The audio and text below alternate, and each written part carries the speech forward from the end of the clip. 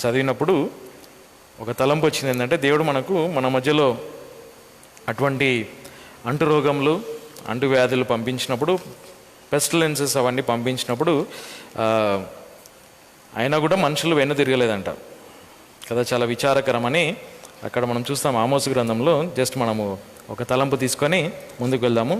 Book of Amos 4th chapter, this is 3rd time the Lord said, "Ye have not repented, yet have not ye repented unto me, saith the Lord." అనే మాట అక్కడ మనం చూస్తాం. ఇక్కడ 10th verse చదవండి. Okay, 10th verseలో క్షమించండి, 10th verse. నేను ఐగుప్తులో చేసిన ప్రకారముగా మీ మధ్య అంటువ్యాధిని పంపించి తిని, మీ యవన పురుషులను ఖడ్గంతో హతము చేసి మీ గుర్రములను తీసుకొంటిని, మరియు నేను మీ శిబిరంలో మీ నాసిక రంధ్రముల వరకు వచ్చినట్లు కంపు కలుగు చేసి తిని, అయినను మీరు నా తట్టు తిరిగిన వారు కారని ప్రభు సెలవిచ్చుచున్నాడు. సో ఈ అధ్యాయంలో దాదాపు 5 సార్లు దేవుడు అంటాడు. 5 times he mentions, "He have not repented unto me." నా వైపు మీరు వెను తిరగలేదని దాదాపు 5 సార్లు అంటాడు. సో ఇది 4వసారి ఏంటంటే, "Have sent among you the pestilence after the manner of Egypt." ఐగుప్తు దేశంలో పంపించినట్టు తెగులు మీ పంపించినానంట. సో ఆ దేవుడు అటువంటి తెగులు పంపించినా కూడా మెన్ హ్యావ్ నాట్ రిపెంటెడ్. మరి మనుషులు దేవుని వైపు తిరగలేదు కదా. కొన్నిసార్లు మనకు కరోనా సమయంలో అందరూ కూడా దేవుని దగ్గరికి వెళ్ళాలి అనుకున్నారు. సో ఇప్పుడు ఈజీ అయిపోయింది అనమాట. అంటే కరోనా అంటే నార్మల్ అయిపోయింది కాబట్టి ఇప్పుడు దేవుడు వద్దు. సో అది హ్యూమన్ టెండెన్సీ, మానవుని యొక్క తత్వం మనం చూడగలుగుతున్నాం. అందుకే దేవుడు మన మధ్యలో అప్పుడప్పుడు అటువంటి తీసుకొస్తుంటాడు. మరి ఇది చాలా విచారము. మనము దేవుని యొక్క వాక్యంలో ఆయన సన్నిధిలో ఆనందించడానికి మరి వెనుకంజ వేయడము చాలా విచారం. ఓకే, సో ఎనీవే మనము ప్రత్యక్షత గ్రంథంలో ఉన్నాము, బుక్ ఆఫ్ రెవల్యూషన్. సో మన బైబిల్ స్టడీలో 16th chapter మనం ముగించినాము. We finish 16th chapter. We go to 17th chapter, 17వ అధ్యాయంకి వెళ్దాము. 17 and 18. So this both chapters speaks about Babylon, city of Babylon and the destruction of the Babylon. మరి బబులోని యొక్క పట్టణం సంగతి మాట్లాడతాడు. మరి బబులోని యొక్క వినాశనము, destruction of the Babylon. So ఈ 2 చాప్టర్స్ మరి బబులోను గురించి మనం ఇక్కడ చూస్తుంటాం. So 17th chapter and 18th chapter gives the description, or it gives in detail about the city of Babylon. So what is Babylon? మరి బబులోన్ అంటే ఏంటి? So will see few words ఇక్కడ కొన్ని. The meaning of Babylon, what is Babylon, what is meant by Babylon. Okay, Babylon అంటే ఏంటి? So how many times the word Babylon is mentioned in the Bible? The city of Babylon. మరి బబులోను పట్టణం సంగతి ఎన్నిసార్లు పేర్కొనబడింది? So who is the prince of Babylon? మరి బబులోని యొక్క రాజకుమారులు లేకుంటే దానికి అధికారి ఎవరో కొన్ని మాటలు మనం చూసుకుందాం. Okay, so 17th chapter 1st verse మనం 17వ అధ్యాయము 1వ వచనం చదువుకుందాము. "And there came one of the 7 angels which had 7 vials, and talked with me, saying unto me, Come hither, I will shew unto thee the judgment of the great whore that sitteth upon many waters." మొదటి వచనం. మరియు ఆ 7 చిన్న బుడ్డిలను కలిగి ఉండిన ఆ 7 దూతలలో ఒకడు వచ్చి నాతో మాట్లాడుచు, ఇచ్చటికి రమ్ము, అనేకమైన జలముల మీద కూర్చుండిన ఆ మహావేశ్య యొక్క తీర్పును నేను మీకు కనపరచెదను. ప్రార్థన చేసుకుందాం. ప్రేమ నమ్మకం కలిగిన మా పరలోకపు తండ్రి, మరి యొక్క సాయంకాలం వేళ మరి మమ్మల్ని సమకూర్చినారు. మీకు వందనాలు. ప్రత్యేకంగా మరి మీకు సన్నిధికి మమ్మల్ని సమకూర్చినారు. మీకు వందనాలు చెల్లిస్తూ మరి మిమ్మల్ని స్తుతించే భాగ్యం మాకు ఇచ్చినారు. మీకు వందనాలు. మరి సాయంకాలం వచ్చిన వారిని బట్టి మీకు వందనాలు. రాలేని వారి కొరకు ప్రార్థిస్తున్నాము. ప్రత్యేకంగా బ్రదర్ ఇమానుయల్ కొరకు ప్రార్థిస్తున్నాము. మరి తనకు మరి స్వస్థత ఉంది కాబట్టి మరి తనను జ్ఞాపం చేసుకుంటున్నాము. తనకు చెస్ట్ పెయిన్లో మీరే ముట్టి స్వస్థపరచండి. మరి మంచి ఆరోగ్యం దయచేయమని ప్రార్థిస్తున్నాము.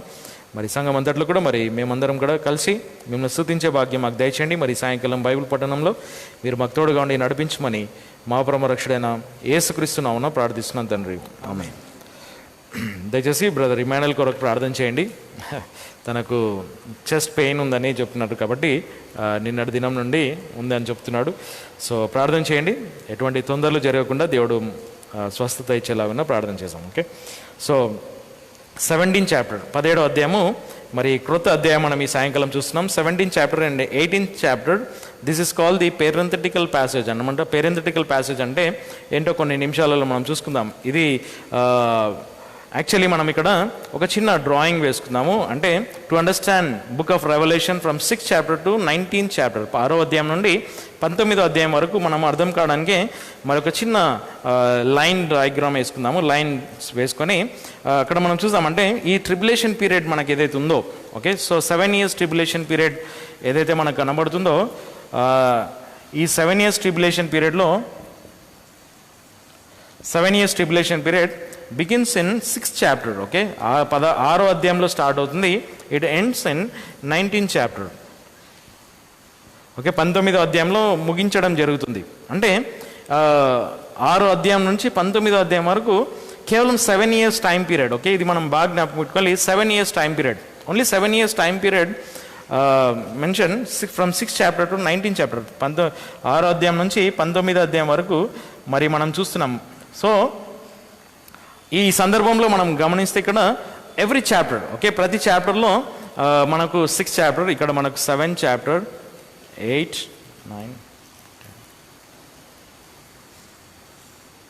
13, 14, 15, 16. సో ఈ చాప్టర్ అనమాట. ఓకే, సో దీంట్లో మనం ఆల్రెడీ మనం చూసుకున్నాం ఏంటంటే ఇక్కడ మనకు ఎందుకు ఇది డ్రాయింగ్ చూస్తున్నామంటే ఇది అర్థం కావడానికి ఈ 17th chapter and 18th chapter ఏదైతే ఉందో ఇక్కడ మనకు ఒక సందర్భం జరిగింది. మనం ఎక్కడున్నామంటే 16th చాప్టర్లో. ఇది 16th చాప్టర్. ఓకే, ఇది 16th చాప్టర్, 7, 8, 9, 10.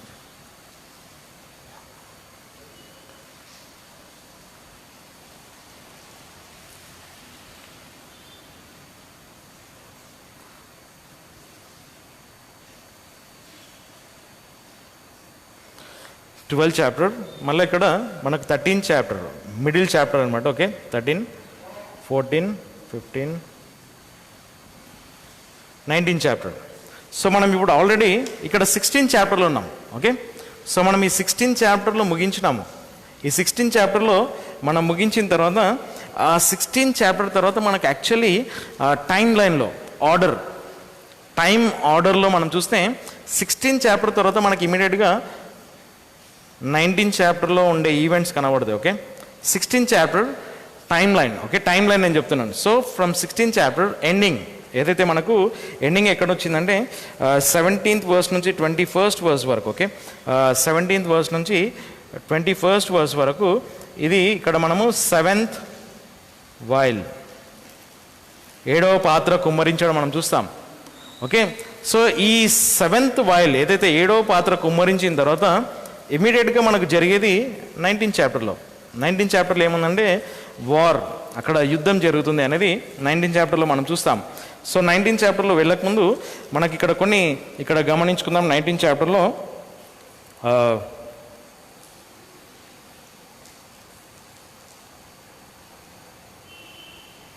ఈ 19th చాప్టర్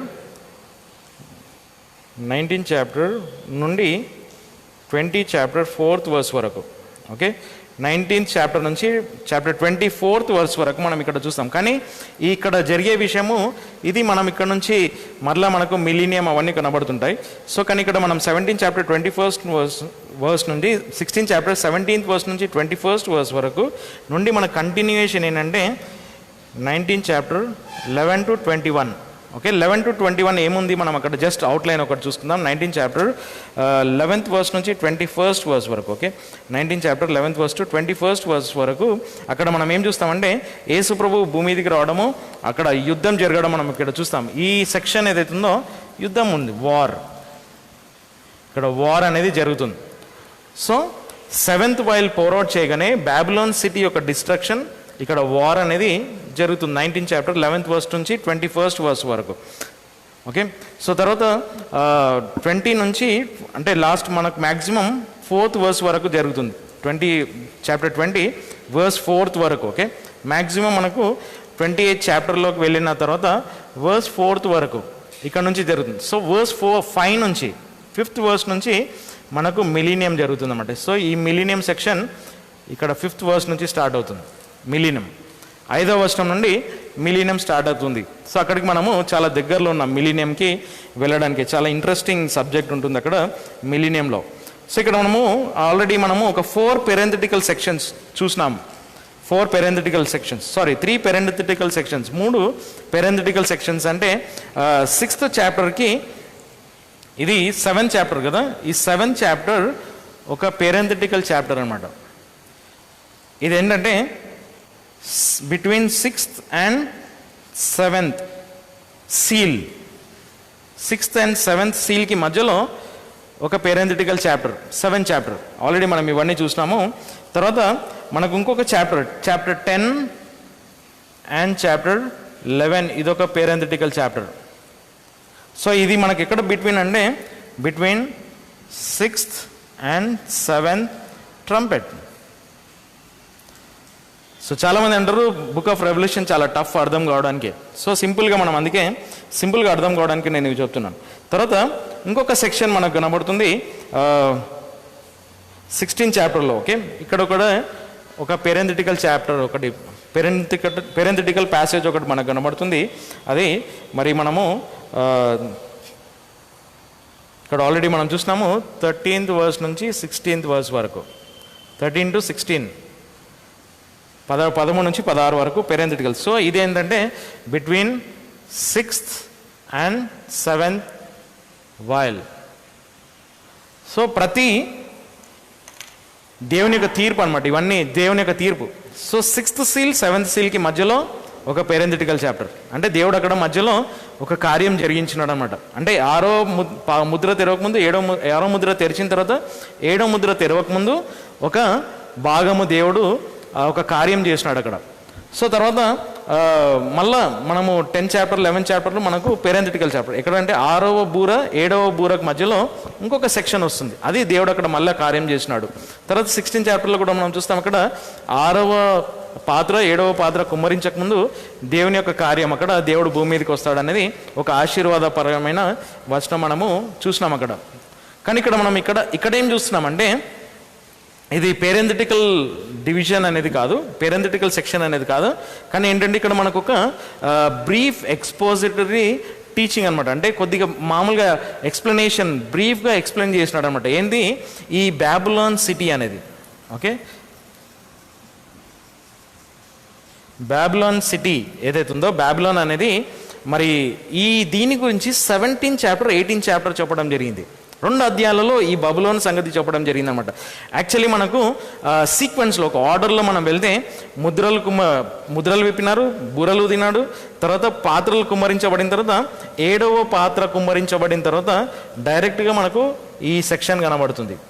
ఒకవేళ మనము టైం లైన్ ఒకవేళ చూడగలితే, okay, so time line 7th పాత్ర 7వ పాత్ర కుమ్మరించగానే డైరెక్ట్గా వార్ వెళ్ళిపోతుంది అనమాట. అంటే అర్మగొద్దాన్ వార్ అనేది జరుగుతుంది. అక్కడ భూరాజులు అందరూ వస్తారు. అవన్నీ కూడా మనము యూఫ్రటీస్ నది ఎండిపోయింది. సో ఇవన్నీ మనం చూసినాం. సో అక్కడ యుద్ధం అనేది జరుగుతుంది. అప్పుడు యేసు ప్రభు యొక్క రాకడ మనం చూస్తాం అక్కడ.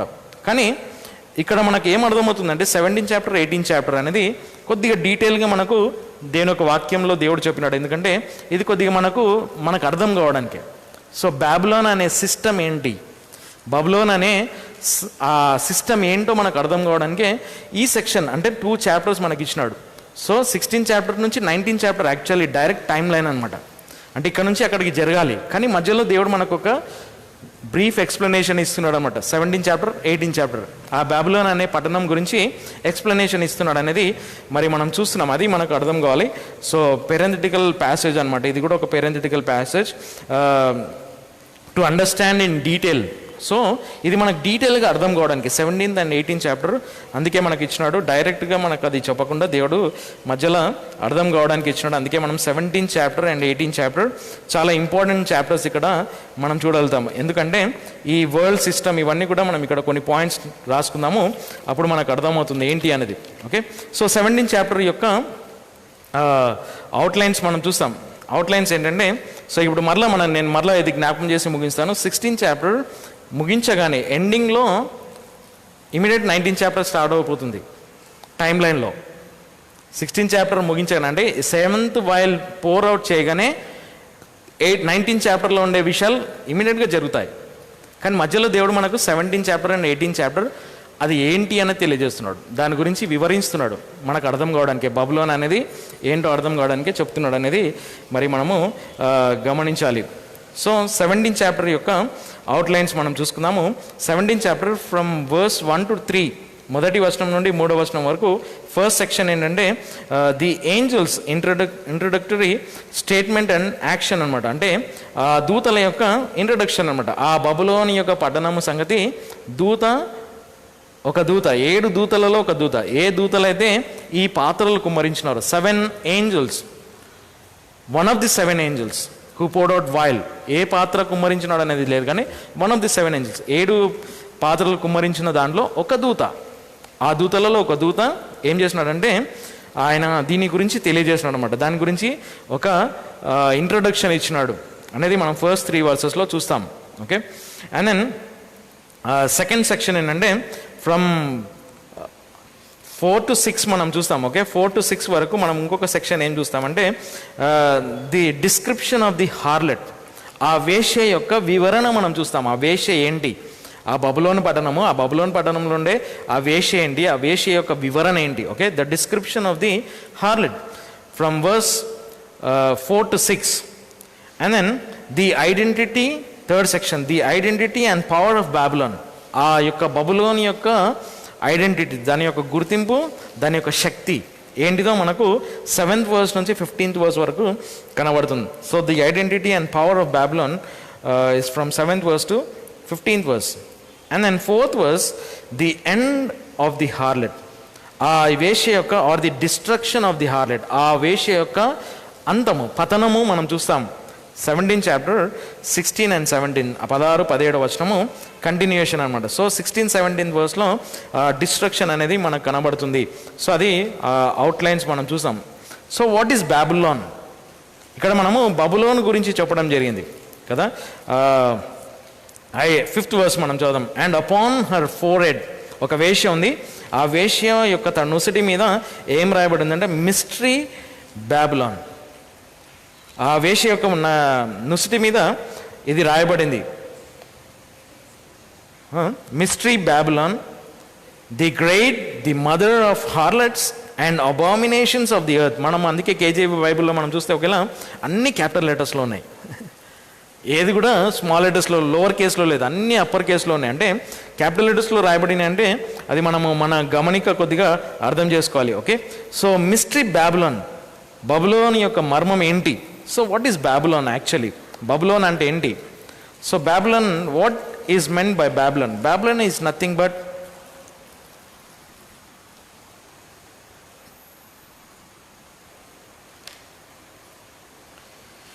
Babylon is nothing but system, ఒక సిస్టమ్ అనమాట. బాబిలోన్ ఏంటి? Just a system. తెలుగులో ఏమంటాం?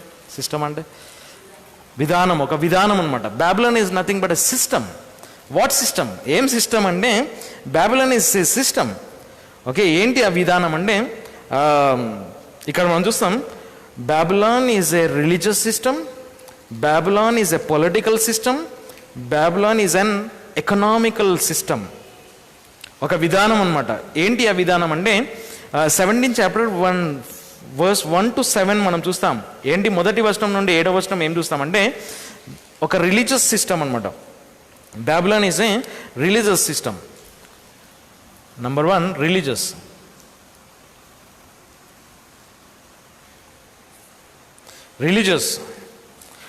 సిస్టమ్. ఓకే, రిలీజన్ అనే మాట మనం చూస్తాం. రిలీజియస్ సిస్టమ్ తర్వాత పొలిటికల్ సిస్టమ్, తర్వాత economical.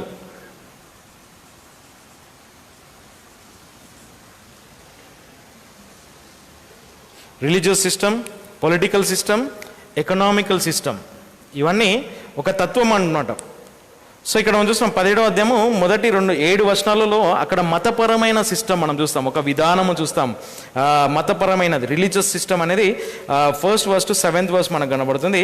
And then political system, మరి రాజకీయ తత్వం ఎక్కడ కనబడుతుందంటే ఒక విధానము 17వ అధ్యాయము 10వ వచనం నుండి 14వ వచనము 17వ అధ్యాయము 10వ వచనం నుండి 14వ అధ్యాయం వరకు 14వ వచనం వరకు, తర్వాత 18వ అధ్యాయము 1వ వచనం నుండి 10వ వచనం వరకు కనబడుతుంది. 1వ వచనం నుండి 10వ వచనం వరకు పొలిటికల్ సిస్టమ్ అనమాట. ఓకే, 18వ అధ్యాయంలో 1వ వచనం నుండి 10వ వచనం వరకు. 17 chapter 10 to 13 actually. Okay, 10 to 14 10 నుంచి 10వ వచనం వరకు పొలిటికల్ సిస్టమ్. నేను రాస్తాను. ఈ రిలీజియస్ సిస్టమ్ ఏమో 17 చాప్టర్ 1 to 7. ఈ పొలిటికల్ సిస్టమ్ మనకి ఎక్కడ కనబడుతుందంటే 17 chapter 10th verse to 14th verse, తర్వాత 18 చాప్టర్ 1 to 10. ఇది పొలిటికల్ సిస్టమ్ మనకు అక్కడ కనబడుతుంది. తర్వాత ఎకనామికల్ సిస్టమ్. ఎకనామికల్ సిస్టమ్ అంటే 18 chapter 11th verse to 19th verse. ఇది ఎకనామికల్ సిస్టమ్ అన్నమాట. సో ఈ 2 అధ్యాయాలలో మనం చూస్తాం బబులోను గురించి మతపరంగా, రాజకీయంగా, తర్వాత ఆర్థిక పరంగా. So religiously, politically and economically, ఈ 3 కూడా మనం చూస్తాం. సో యాక్చువల్లీ ఈ religious system and political system ఏదైతే ఉందో,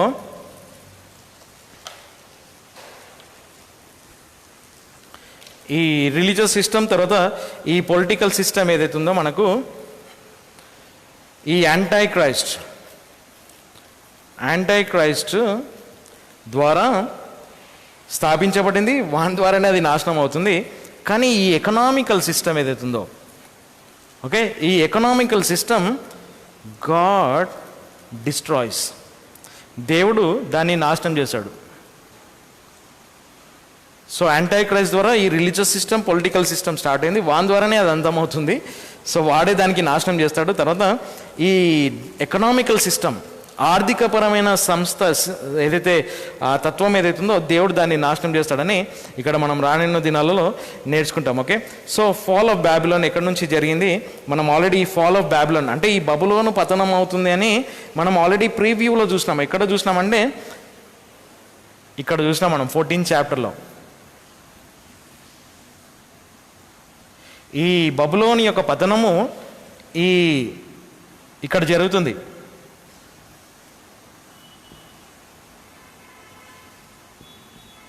బ్యాబిలోన్ యొక్క ఫాల్ ఆఫ్ బ్యాబిలోన్ ఆల్రెడీ మనం ప్రివ్యూలో చూసినాం, ముందే చూసినాం. ఎక్కడంటే 14th చాప్టర్లో, 14th చాప్టర్ 8th verse చూసినాం. Okay, 14th chapter 8th verse చూద్దాం. 14th chapter 8th verse already మనం 14వ అధ్యాయంలో ఉన్నప్పుడే బబులోని యొక్క పతనం జరుగుతుందని దేవుడు ముందే చెప్పినాడు. సో అక్కడ అది ముందుగా మనం చూసినట్టు అక్కడ చూద్దాం. Okay, 8th chapter 8th verse. మరియు వేరొక దూత వెంబడించుచు మహాపట్టణమైన బబులోను పడిపోయెను. ఎందుకనగా అది జనములన్నిటినీ తన దారత్వం యొక్క ఉగ్రత ద్రాక్ష మద్యమును త్రాగునట్లుగా చేసేదను. సో ఇక్కడ మనం చూస్తున్నాం, ఇక్కడ ఆ బబులోని యొక్క పతనము మరి 14వ అధ్యాయం 8వ వచనంలో జరిగినట్టు మనం చూసాం. అంతేకాకుండా ఇంకొక పాయింట్ ఏంటంటే ఈ బ్యాబిలోన్ అనేది ఒక పెన్ రాస్తలేదు. ఈ బబులోని యొక్క గురించి పట్టణం అనే మాట దాదాపు బైబిల్లో ఎన్నో పట్టణాలు పేర్లు పేర్కొనడం జరిగింది. ఎన్నో సిటీస్ నేమ్స్ చాలాసార్లు మెన్షన్ చేయడం జరిగింది. కానీ ఈ బ్యాబిలోన్ అనే city name about 262 times mention చేయడం జరిగింది. బ్యాబిలోన్ అనే పట్టణం యొక్క పేరు 262 times మెన్షన్ చేయడం జరిగింది. కానీ బైబిల్లో మనం యెరూషలేం అనే పట్టణం ఇంకెక్కువసార్లు మెన్షన్ చేయడం జరిగింది. కానీ బ్యాబిలోన్ అన్ని లోకరీతి అయిన పట్టణము బ్యాబిలోన్ పట్టణము, దాన్ని పట్టణము బైబిల్లో దాదాపు 262 times మెన్షన్ చేయడం జరిగింది అనేది మనం చూస్తాం. సో ఈ బ్యాబిలోన్ అనే సిటీ ఏదైతుందో, బబులోన్ అనే పట్టణము, దాని యొక్క సిస్టమ్, దాని యొక్క తత్వం ఏంటంటే మతపరమైంది, రాజకీయమైంది, ఆర్థికపరమైంది. సో ఈ సిస్టమ్ మీదనే లోకమంతా ఆధారపడింది. మోడర్నిజం అనేది అనగా నవీన యుగం అనేది, వరల్డ్ ఎకనామికల్ సిస్టమ్ అంతా కూడా దీని మీదనే ఆధారపడింది అనమాట. ఈ మతపరమైన, రాజకీయమైన, ఆర్థికపరమైన దాని మీదే ఆధారపడింది. సో ఇప్పుడు మన ఇండియా కూడా, మన గవర్నమెంట్, మన ఇండియన్ గవర్నమెంట్ ఎలా ఉంది? మతపరంగా ఉంది, రాజకీయంగా ఉంది, ఆర్థికంగా ఉంది. ఆర్థికంగా ఏంటి? ఎకనామికల్ సిస్టమ్ ఏంటి? ఎవరికి ఎట్లా ఇస్తే మాకు ఎట్లా ఓట్లు వస్తాయి, మేము ఎట్లా గెలుస్తాం, మేము ఎట్లా రాజ్యంను పరిపాలిస్తాం. సో ఎకనామికల్ సిస్టమ్ అనేది మెయింటైన్ చేస్తున్నారు. ఎకనామికల్ సిస్టమ్ తోటే ఇవన్నీ జరుగుతున్నాయి. కానీ ఇక్కడ మనకు ఒక పాయింట్ ఏంటంటే, ఈ లోక సంబంధమైన తత్వము అనగా బాబిలోన్ సిస్టమ్ అనేది దేవుడు ఏర్పాటు చేయలేదు. ఈ లోకం అనే తత్వము దేవుడు ఏర్పాటు చేయలేదు. అందుకే దేవుడు మనకు పదే పదే బైబిల్లో నేర్పిస్తున్నాడు, లోకం నుండి బయటికి రండి, లోకంలో నుండి బయటికి రండి. ఏంటి లోకంలో నుండి బయటికి రావాలంటే, ఈ సిస్టమ్ నుండి మనం బయటికి రావాలా, అది మనము తెలుసుకోవాలి. ఓకే, సో ఈ లోకం యొక్క తత్వంలో నుండి మనం బయటికి రావాలి అనేది మనం తెలుసుకోవాలి. సో ఈ బాబిలోన్ అనే పట్టణము ఎందుకంటే, so what is meant by Babylon అంటే, Babylon is a system. Okay, just simple a system. What system? Religious system, political system and economical system. అది so the Lord is going to destroy all this system. Complete సిస్టమ్ని దేవుడు నాశనం చేస్తాడు. ఎందుకంటే this Babylon system was not established by God, by Satan. So that's why Babylon is called Satan's system. సాతానుని యొక్క తత్వము, Satan system of evil, దుర్మార్గత అనేది వాని సిస్టమ్ అనమాట. సో అంతేకాకుండా ఇంకొక మాట నేనేం రాసుకున్నానంటే, Babylon is devil's dark world అనమాట. Babylon is devil's dark world అంటే అండర్ వరల్డ్ ఉంటుంది కదా, అండర్ వరల్డ్ అన్న ఇవన్నీ అంటాం కదా. సో బాబిలోన్ అనేది డెవిల్స్ డార్క్ వరల్డ్ అనమాట. సాతానుని యొక్క రాజ్యం, అది సేటన్స్ కింగ్డమ్ అనమాట యాక్చువల్లీ. సో అది దేవుడు అక్కడ నాశనం చేయడానికే వస్తున్నాడు అనేది మనకు తెలుసు. సో వేర్ ఇట్ స్టార్టెడ్, ఈ బాబిలోన్ అనే సిస్టమ్ ఎక్కడి నుంచి స్టార్ట్ అయింది? ఆఫ్టర్ ఫ్లడ్, జలప్రలయం తర్వాత స్టార్ట్ అయింది ఈ బాబిలోన్ అనే సిస్టమ్. జలప్రలయం తర్వాత ఎప్పుడు స్టార్ట్ అయిందంటే, నిమ్రోదు ద్వారా స్టార్ట్ అయింది. నిమ్రోదు ఏం చేసినాడంటే, ఒక న్యూ వరల్డ్ సిస్టమ్ని స్టార్ట్ చేసినాడు. నవీన లోకం యొక్క తత్వము ఈ నిమ్రోదు స్టార్ట్ చేసినాడు అనమాట. సో ఈ నిమ్రోదు స్టార్ట్ చేసిన దాంట్లో, ఎక్కడైతే నిమ్రోదు టవర్ ఆఫ్ బాబుల్, ఆ టవర్ ఆఫ్ బాబుల్ అంటే ఏమంటాం, గోపురం, బాబేలు గోపురం ఎప్పుడైతే నిర్మించినానో, ఆ నిర్మించే దాంట్లో ఈ మూడు పనిచేసినాయి. All the three worked in building the tower of Babel. ఏంది? రిలీజియస్ అనమాట. రిలీజన్ అనేది స్టార్ట్ అయింది అక్కడ. మనమందరం ఒకటైపోదాం అనేది ఆ రిలీజన్ అనేది స్టార్ట్ అయింది. తర్వాత రెబెలియస్ నేచర్ స్టార్ట్ అయింది. ఆ టవర్ ఆఫ్ బాబుల్, ఆ బబులోను గోపురం కట్టేటప్పుడు ఏమైందంటే, రిలీజన్ అనేది ఒక మతపరంగా స్టార్ట్ అయింది, రాజకీయంగా స్టార్ట్ అయింది, పొలిటికల్గా వచ్చేసింది అనమాట. సో అందరూ ఒకటైపోయినారన్నమాట. అంటే వాళ్ళకి తిరుగుబాటు స్వభావం వచ్చింది, రెబెలియస్ నేచర్ వచ్చింది, తర్వాత ప్రైడ్ అనేది వచ్చింది. సో ఇవన్నీ లోకంలో నుంచి వచ్చినాయి. సో టవర్ ఆఫ్ బాబుల్ దగ్గర నుంచే ఈ మూడు వచ్చినాయి. ఏంది? ప్రైడ్ ఆఫ్ ది ఏమన్నా, lust of the I, lust of the flesh and pride of life. శరీరాశ, నేత్రాశ, జీవబ్డమం అన్నీ కూడా ఈ సిస్టమ్ నుండి వచ్చినాయి. ఈ బాబిలోనియన్ సిస్టమ్ నుండి వచ్చినాయి అనమాట. మతపరమైన మరి శరీరాశ, నేత్రాశ, జీవబ్డమం ఇవన్నీ ఈ సిస్టమ్ నుండి వచ్చినాయి. అందుకే మనము ఈ బాబిలోన్ సిస్టమ్ అనేది మనకు దేవుడు అందుకే ఈ 2 అధ్యాయాలు ఇచ్చినాడు అర్థం కావడానికి. ఈ 17 చాప్టర్ 18 చాప్టర్ అందుకే ఇచ్చినాడు. ఆ సిస్టమ్ను మనం అర్థం చేసుకోవాలి. సో ఈ ఎకనామికల్ డిస్ట్రక్షన్ ఇక్కడ మనం చూస్తాం. ఇక్కడ 18 చాప్టర్కి వెళ్ళినప్పుడు స్టాక్ మార్కెట్ సంగతి మాట్లాడతాడు అక్కడ దేవుడు. స్టాక్ మార్కెట్ అంటే ఎకనామికల్ సిస్టమ్, అంటే ఆర్థిక వ్యవస్థ అంతా కూడా దేవుడు నాశనం చేస్తాడంట. అక్కడ వెళ్ళి చూస్తాం మనం, కంప్లీట్ స్టాక్ మార్కెట్ డిస్ట్రాయ్ అవుతుంది. ఈ స్టాక్ మార్కెట్ మీద ఆధారపడిన వారు, ఎకనామికల్ సిస్టమ్ మీద ఆధారపడిన వారు కంప్లీట్ జీరో అయిపోతారు అనమాట. ఎకనామికలీ అందరు జీరో అయిపోతారు. సో దేవుడు దాని మీద దాడి చేస్తాడు అనేది మనం అక్కడ చూస్తాం. ఓకే, సో బాబిలోన్ సిస్టమ్ ఏంటంటే వన్ వరల్డ్ సిస్టమ్ అనమాట. మనమంతా ఒకటి. అందుకే UNO, United Nations of organization అనేది ఒక సంస్థ స్టార్ట్ అయింది. ఎందుకంటే అందరము ఒకటే. తర్వాత ఇక్కడ బాబిలోన్ అనే మాట, ఇంకొక మాట మనం చూస్తాం. ఇక్కడ మనం ఆల్రెడీ మనం విన్నాము, మరి మనకు అది తెలుసు. One world church, one world church అనేది ఒక సిస్టమ్ స్టార్ట్ అయింది. అంటే ఏమంటాం, అది ఒకటే సంఘము లోకమంతటా, one world system, one world church అనేది, సార్వత్రిక సంఘం అనేది ఏదైతే సిస్టమ్ స్టార్ట్ అయిందో ఇక్కడ నుంచే స్టార్ట్ అయింది. సో బైబిల్లో మనకు లోకల్ చర్చ్ నేర్పిస్తుంది, కానీ one world church, new evangelical movement, నవీన యుగం ఏదైతే మనకు సువార్త ప్రకటించే దాంట్లో న్యూ ఎవాంజలికల్ మూమెంట్ అనేటివి ఈ సిస్టంలో నుండి వచ్చినాయి, బైబిల్లో నుంచి వచ్చినాయి కాదు అనేది మరి మనం తెలుసుకోవడం అవసరం. సో ఇక్కడ కేవలం ఇది మనము ఈ బాబిలోన్ సంగతి మనం చూసుకుంటున్నాము. సో 6th చాప్టర్ నుంచి 19th చాప్టర్ వరకు మనకు ఈ tribulation period, 7 years tribulation period జరుగుతుంది. సో 13th చాప్టర్లో యాంటై క్రైస్ట్ యొక్క కనబడడం మనం చూస్తాం. ఆల్రెడీ 6th చాప్టర్ నుంచి స్టార్ట్ అయినాడు. సో ఫాల్స్ పీస్ తోటి వస్తాడు. సో ఇవన్నీ మనం చూసుకుంటూ వచ్చి 16th చాప్టర్లో వరకు జడ్జ్మెంట్ పీరియడ్ అనమాట. ఇది ఫస్ట్ 6th చాప్టర్ నుండి 16th చాప్టర్ వరకు ఈ జడ్జ్మెంట్ పీరియడ్ అంటే seal judgements, trumpet judgements and wild judgements. So ఇవి 3 ఇక్కడ అయిపోయినాయి, ఫినిష్ అయిపోయింది అనమాట. ఇక్కడ జడ్జ్మెంట్స్ ఫినిష్ అయిపోయినాయి, అంటే దేవుడు ఏదైతే తీర్పు భూమి మీద కుమ్మరిస్తున్నాడో అవి అయిపోయినాయి. కానీ ఇది అయిపోగానే వెంటనే డిస్ట్రక్షన్ కావాలి, అంటే యుద్ధం జరగాలి, వారిని అంతులేని గోతుల్లో పంపించాలి. కానీ మనకు మధ్యలో దేవుడు ఈ సిస్టమ్ను అర్థం చేయించడానికే, ఈ లోకం అనే సిస్టమ్ను అర్థం చేయించడానికే మనకు నేర్పిస్తున్నాడు. ఇంకొక మాట నేను చెప్తుంటే నాకు తలంపు వచ్చింది ఏంటంటే, ఇంకొక సిస్టమ్ ఏంటంటే ఈ బబులోన్లో నుంచే మనకు ఏమొచ్చింది తెలుసా? ఫ్యాషన్ అనే సిస్టమ్ కూడా వచ్చేసింది. ఫ్యాషన్ ఎక్కడి నుంచి వచ్చింది? మనకు లోకంలో నుంచి వచ్చింది, దేవుడి నుంచి వచ్చింది కాదు ఫ్యాషన్ అనేది. ఫ్యాషన్ కానీ మనము విచ్చలవిడిగా జీవించడము, విచ్చలవిడిగా బట్టలు వేసుకోవడము, సో విచ్చలవిడిగా బ్రతకడం, ఇవన్నీ కూడా ఈ బబులోన్ అనే సిస్టంలో నుండి వచ్చింది అనేది మనం అందుకే జ్ఞాపకం పెట్టుకోవాలి. అందుకే మనము చాలా పర్టికులర్గా మనం చూస్తాము మనం ఎటువంటి బట్టలు వేసుకోవాలనేది. ఎందుకంటే ఈ సిస్టమ్ చాలా భయంకరమైన సిస్టమ్.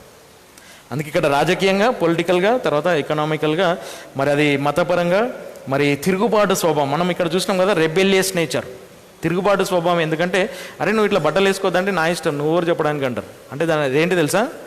తిరుగుబాటు స్వభావం. That is rebellious nature. ఇటువంటి బట్టలు వేసుకోవద్దంటే మన లోపల నుంచి ఒక స్వభావం బయటకు వచ్చింది. ఆ సిస్టమ్ ఎక్కడి నుంచి వచ్చింది? ఇక్కడ నుంచే. సో అందుకే మనం బాగా జ్ఞాపకం పెట్టుకోవాలి మరి మనం వేసే బట్టలు. తర్వాత ఇంకొకటి ఏంటంటే ఈ రిలీజియస్ పరంగా అంటే ఇక్కడ నుంచే మనకు ఈ బాబిలోన్ సిస్టంలో నుండే విగ్రహారాధన కూడా వచ్చింది. ఆ రిలీజియస్ సిస్టంలో నుంచే విగ్రహారాధన వచ్చింది. అందుకే బైబిల్లో దేవుడు తాను చేసిన దాంట్లో విగ్రహారాధన ఎక్కడ కూడా లేదు, మతపరమైన దాంట్లోనే విగ్రహారాధన ఉంటుంది అనేది ఇక్కడ మనం చూస్తున్నాం. ఓకే, సో ఇవన్నీ కూడా మనకు అవుట్లైన్స్ మనము 17th చాప్టర్ 18th చాప్టర్లో వెళ్ళకముందు మనం అవుట్లైన్స్ మనం చూసుకుంటున్నాము. సో దేవుడు మనకు సాయం చేయాలి.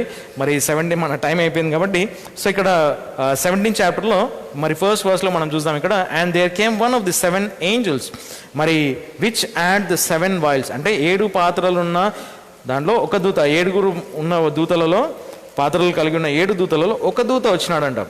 ఒక దూత మరి అతని దగ్గరికి అంటే యోహాన్ దగ్గరికి వచ్చినాడు. అండ్ టాక్డ్ విత్ మీ, నాతో మాట్లాడినాడు. సేయింగ్ అంటు మీ, నాతో రమ్ము అని చెప్పి, కమ్ ఇతర్, ఇక్కడికి రమ్ము అన్నాడు.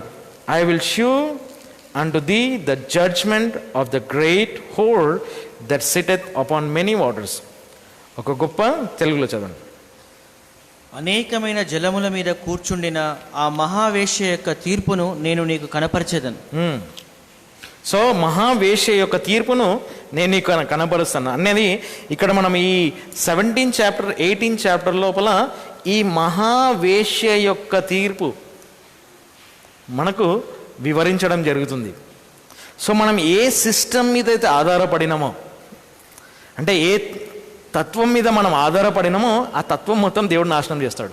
ఏ సిస్టమ్ అయితే మనం డిపెండ్ అవుతున్నామో కంప్లీట్గా ఆ సిస్టమ్ని దేవుడు నాశనం చేస్తాడు. ఈ సిస్టమ్ అనేది దేవుడు ఏర్పాటు చేయలేదు. లోకం అనే సిస్టము, వరల్డ్ అనే సిస్టము, ఈ బబులోన్ అనే సిస్టమ్ను దేవుడు ఏర్పాటు చేయలేదు. కాబట్టి ఆ మహావేశ్య అంటారు, great whore that sitteth upon many waters, అనేకమైన జలముల మీద కూర్చున్న ఈ మహావేశ్య. ఈ జలములు ఏంటివి? జలములు ఏంటివి అంటే నేషన్స్ అన్నమాట. వాటర్స్ అంటే మెనీ వాటర్స్ అంటే మెనీ నేషన్స్. అన్ని నేషన్స్ మీద కంట్రోల్లోకి తీసుకొని వచ్చిన బాబిలోనియన్ సిస్టమ్ అన్నమాట. ఆ బాబిలోనియన్ సిస్టమే లోకమంతటా యూనివర్సల్గా నడుస్తుంది. సో ఇప్పుడు మనం లోకంలో గమనిస్తే ఈ 3 ఉన్నాయి. ఈ 3 మించి ఇంకేం లేవు కదా. ఈ సిస్టమ్ అంతా ఇంకా వేరేది ఏం లేదు లోకంలో, ఇదే కనబడుతుంది. కాబట్టి ఈ బబులోను సిస్టంలో నుంచి స్టార్ట్ అయింది. మరి అది చాలా భయంకరమైన పరిస్థితి. దేవుడు అక్కడ ఆ యోహానుకు ఆ దూత ద్వారా చూపిస్తున్నాడు ఏంటంటే, పైకి రమ్ము, నేను నీకు చూపిస్తాను.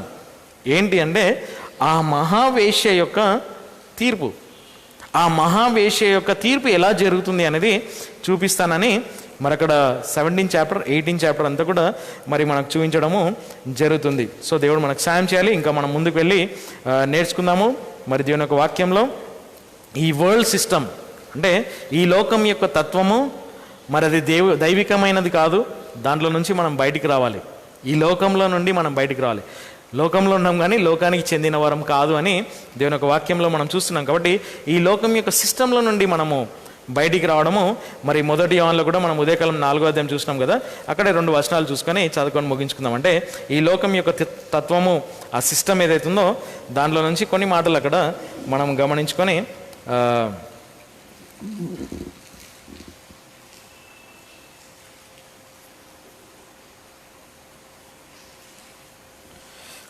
సెకండ్ చాప్టర్లోకి వెళ్దాము. సెకండ్ చాప్టర్లో 2వ అధ్యాయంలో 14వ వచనం నుంచి చదవం. 14వ వచనం. తండ్రులారా, ప్రారంభం నుండి ఉన్నవానిని మీరు ఎరిగి ఉన్నందున నేను మీకు రాసి ఉంటిని.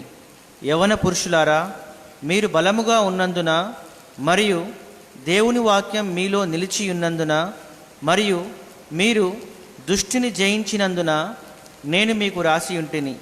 లోకమునైనను లోకంలో ఉన్నవాటినైనను ప్రేమించకుడి.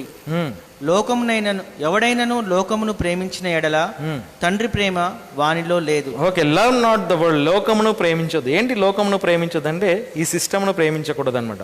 We should not fall into this Babylonian system. Love not the world neither things that are in the world. ఈ లోకంలో ఉండే వాటిని మనం ప్రేమించకూడదు.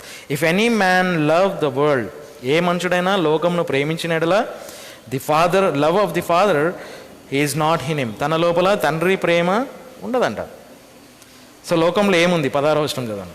ఏలయనగా లోకంలో ఉన్నదంతయు శరీర భోగేచ్ఛయు, నేత్రముల భోగేచ్ఛయు మరియు జీవపు డంబము. సో ఇక్కడ మనం చూస్తున్నాం ఈ లోకంలో ఉండేది ఏంటంటే మరి lust of the flesh, lust of the ice and the pride of life is not of the father. ఇది తండ్రి నుండి వచ్చింది కాదు, but is of the world. ఈ లోకానికి చెందింది. ఏ లోకానికి చెందింది? ఈ బాబిలోనియన్ సిస్టానికి చెందింది అనమాట. శరీరాశ, నేత్రాశ, జీవబ్డమం అనేది ఈ లోకానికి చెందింది. ఇది దేవుని నుండి వచ్చిన సిస్టమ్ కాదు అనేది మనం బాగా జ్ఞాపకం పెట్టుకోవాలి. అందుకే మనం వాటిలో నుంచి బయటికి వెళ్ళాలి. తర్వాత ఇంకా చదవండి 17వ వచనం కూడా. మరియు లోకమును దాని భోగేచ్ఛయు గతించిపోవును, కానీ దేవుని చిత్తము చేయువాడు నిరంతరము నిలిచి ఉండును. And the world passeth away and the lust thereof. మరి లోకం గతించిపోతుంది, దాని యొక్క భోగేచ్ఛ కూడా గతించిపోతుందంట. సో ఈ లోకం మనల్ని లాగుతుందనమాట. ఈ లస్ట్ అనేది అంటే ఈ లోకం ఏంటి? మనకు ఒక లస్ట్ లాంటిది అనమాట. అంటే మనల్ని లాగుతుంది, మనం భోగేచ్ఛలోనికి లాగుతుంది. But he that doeth the will of God abideth for ever. ఎవరైతే దేవుని యొక్క చిత్తంను నెరవేరుస్తారో వారు నిరంతరం నిలిచి ఉంటారంట. కాబట్టి దేవుడు మనకు సాయం చేయాలి. మరి లోకం యొక్క సిస్టంలో నుండి మనం బయటికి రావడము ఎంతో అవసరం. సో ఈ బాబిలోనియన్ సిస్టమ్, అందుకే దేవుడు మనకు ఈ 7 years ట్రిబ్యులేషన్ పీరియడ్ మనం ఉండం కదండి, మనకు ఎందుకు ఇవన్నీ అని అనుకోవచ్చు. ఎందుకంటే దేవుడు ఏం చేస్తున్నాడో మనకు తెలియడం అవసరము. మనకు తెలియజేసినాడు కాబట్టి మనం తెలుసుకోవాలి, నేర్చుకోవాలి. తర్వాత ఈ 17వ అధ్యాయం 18వ అధ్యాయం ఏంటి, ఏం చెప్తుంది అనేది కూడా నేర్చుకోవడం అవసరం. కాబట్టి దేవుడు మనకు నెక్స్ట్ వీక్ నుండి మనం ఇన్ డీటెయిల్ వెళ్తాము ఒక్కొక్క వర్స్ నుంచి. సో 17 and 18 చాప్టర్, 2 చాప్టర్స్ మీరు ఇంటికి వెళ్ళి చదువుకోండి. సో చదివిన తర్వాత అప్పుడు మనకు అర్థమవుతుంది ఇక్కడ చెప్తున్నప్పుడు. సో 17 and 18 చాప్టర్లో ఏమున్నాయి, అక్కడ బాబిలోనియన్ సిస్టమ్ ఏంటి, సో ఆ ఓర్ ఏంటి అంటే ఆ వేశ్య ఎవరు, ఆ మహాజలంలో ఏంటివి, మెనీ వాటర్స్ ఏంటివి, ఆ పట్టణం ఏంటిది. సో ఇవన్నీ కూడా అక్కడే మనకు వివరణ దొరుకుతుంది, బయటికి వెళ్ళాల్సిన అవసరం లేదు, బైబిల్లోనే మనకు జవాబు దొరుకుతుంది. కాబట్టి సో 17 and 18 చాప్టర్ 2 కూడా మీరు చదవండి. ఈ రిలీజియస్ సిస్టమ్ కనబడుతుంది, పొలిటికల్ సిస్టమ్ కనబడుతుంది, ఎకనామికల్ సిస్టమ్, ఇవన్నీ కూడా దీంట్లో మనకు కనబడుతున్నాయి. కాబట్టి ఇంటికి వెళ్ళి మీరు పఠించండి. మరి వచ్చే వారం దేవుడు మనకు ఇంకా డీటెయిల్గా మరి జ్ఞాపం చేసే విధంగా ప్రార్థన చేస్తాం. ఓకే, సో అనౌన్స్మెంట్స్ గమనించండి. బుధవారం సాయంకాలం యథావిధిగా మనకు ప్రార్థన కూడిక ఉంటుంది. తర్వాత మరలా వచ్చే ఆదివారం ఉదయం సాయంకాలం కూడికలు ఉంటాయి.